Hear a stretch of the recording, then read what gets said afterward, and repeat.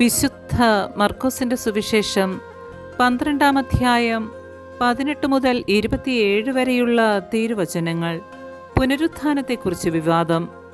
അനന്തരം പുനരുത്ഥാനമില്ല എന്ന് പറഞ്ഞിരുന്ന സദുക്കായർ അവനെ സമീപിച്ച് ചോദിച്ചു, ഗുരു, ഒരുവൻ സന്താനമില്ലാതെ മരിക്കുകയും ഭാര്യ ജീവിച്ചിരിക്കുകയും ചെയ്യുന്നെങ്കിൽ അവന്റെ സഹോദരൻ അവളെ ഭാര്യയായി സ്വീകരിച്ച് അവനു വേണ്ടി സന്താനങ്ങളെ ഉൽപ്പാദിപ്പിക്കണമെന്ന് മോശയുടെ കൽപ്പനയിലുണ്ട്.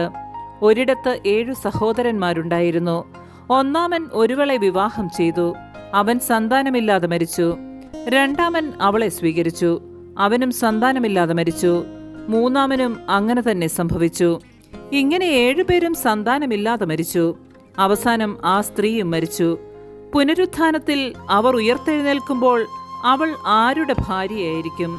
അവൾ 7 പേരുടെയും ഭാര്യയായിരുന്നല്ലോ. യേശു അവരോട് പറഞ്ഞു, വിശുദ്ധ ലിഖിതങ്ങളോ ദൈവത്തിന്റെ ശക്തിയോ അറിയാത്തതുകൊണ്ടല്ലേ നിങ്ങൾക്ക് തെറ്റുപറ്റുന്നത്?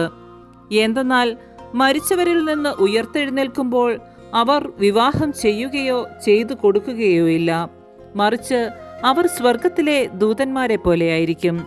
മരിച്ചവർ ഉയർത്തെഴുന്നേൽക്കുന്നതിനെക്കുറിച്ച് ദൈവം മുൾപ്പടർപ്പിൽ നിന്ന് മോശയോട് അരുളി ചെയ്തത് എന്താണെന്ന് മോശയുടെ പുസ്തകത്തിൽ നിങ്ങൾ വായിച്ചിട്ടില്ലേ? അവിടുന്ന് പറഞ്ഞു, ഞാൻ അബ്രാഹത്തിന്റെ ദൈവവും ഇസഹാക്കിന്റെ ദൈവവും യാക്കോബിന്റെ ദൈവവുമാണ്. അവിടുന്ന് മരിച്ചവരുടെയല്ല, ജീവിക്കുന്നവരുടെ ദൈവമാണ്. നിങ്ങൾക്ക് വലിയ തെറ്റുപറ്റിയിരിക്കുന്നു. നമ്മുടെ കർത്താവായ മിശിഹായ്ക്ക് സ്തുതി.